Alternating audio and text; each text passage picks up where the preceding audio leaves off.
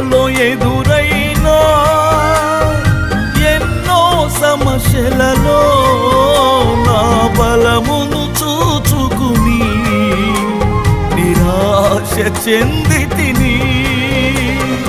భారమైన ఈ సేవను ఇక చేయలేనని అనుకునగా, భారమైన ఈ సేవను ఇక చేయలేనని అనుకునగా, ప్రధాన యాజకుడా యేసు నీ అనుభవాలతో బలపరచితివి. ప్రధాన యాజకుడా యేసు నీ అనుభవాలతో బలపరచితివి. ఎడబాయని నీ కృప నన్ను విడువదు ఎన్నటికీ. ఎడబాయని నీ